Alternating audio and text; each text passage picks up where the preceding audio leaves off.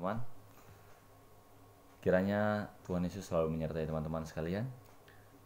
Apapun yang terjadi, mungkin badai kehidupan datang menerpa, mungkin banyak hal yang gak sesuai dengan keinginan kita, banyak hal yang tidak terjadi sesuai ekspektasi kita, tapi tetap bersyukur karena itulah yang dikehendaki Tuhan dalam hidup kita. Saya akan membagikan firman Tuhan yang sudah saya baca dalam renungan Mana Sorgawi. Seminggu bersama istri yang baik, hari ketiga, sadar akan kewajibannya. Roma 7 ayat 2-3 kita baca bersama. Roma 7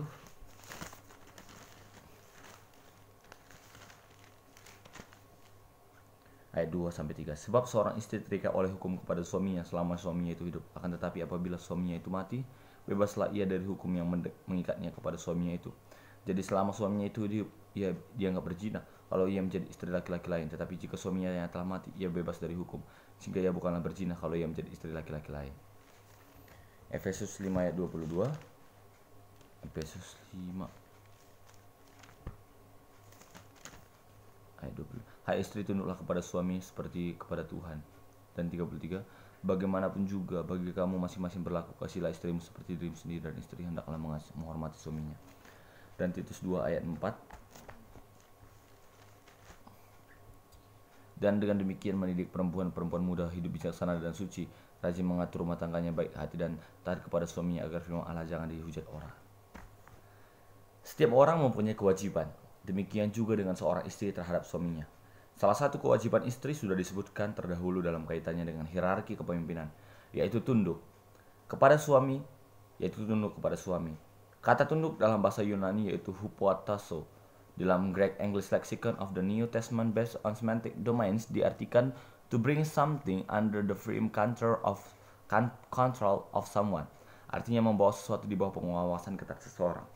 Tentu saja di sini adalah seseorang istri yang membawa dirinya di bawah pengawasan sang suami. Ini dilakukan dengan tulus, bukan karena terpaksa. Selain tunduk, seorang istri harus menghormati suaminya. Paulus menegaskan bahwa istri hendaklah menghormati suaminya. Seorang istri yang menghormati suaminya dalam bahasa Yunani yaitu pobeo. Maka dia akan dengan tulus mematuhi apa yang dikatakan suaminya, atau takut melanggar perintah suaminya. Dia juga tidak akan merendahkan suaminya atau tetap menjaga kehormatan suaminya di hadapan orang lain. Seorang istri yang menghormati suaminya akan berusaha menjaga kedudukan suami sebagai pemimpin bagi dirinya. Seorang istri juga harus tinggal bersama suaminya seumur hidupnya. Firman Tuhan menegaskan bahwa selama suaminya masih hidup, maka istri terikat oleh hukum kepada suaminya. Dia tidak akan berpisah atau bercerai dengan suaminya, sebagaimana dikatakan di dalam Matius 19 ayat 6. Demikianlah mereka, bukan lagi dua, melainkan satu. Karena itu apa yang telah dipersatukan Allah tidak boleh diceraikan manusia. Di samping itu, ikatan tersebut juga menyangkut ikatan dalam kesatuan daging. Artinya bahwa ada tanggung jawab dari seorang istri untuk melayani suaminya.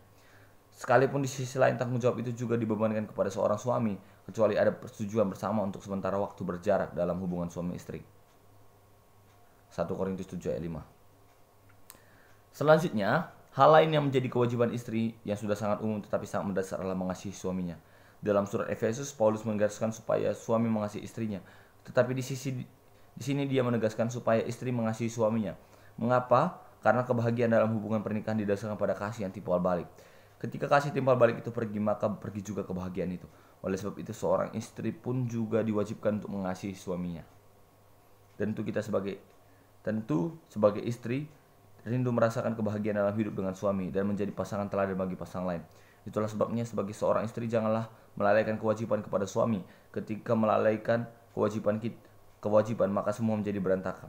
Di sisi lain, seorang suami harus mendukung istrinya untuk memenuhi kewajibannya agar semua berjalan dengan baik dan benar. Doa.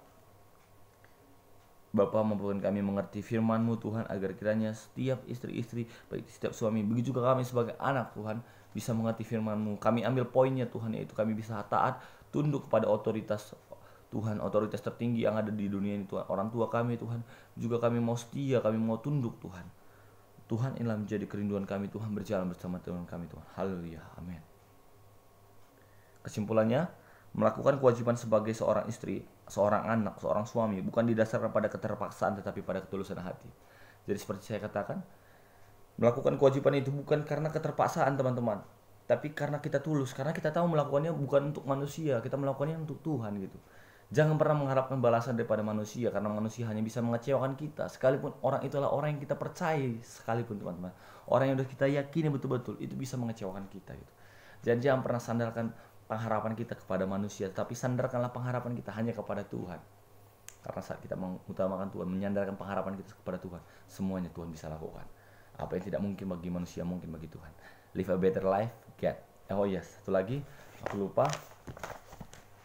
Amsal 3 ayat 12 berkata, karena Tuhan memberi ajaran kepada anak yang dikasihinya, seperti seorang ayah kepada anak yang disayangi.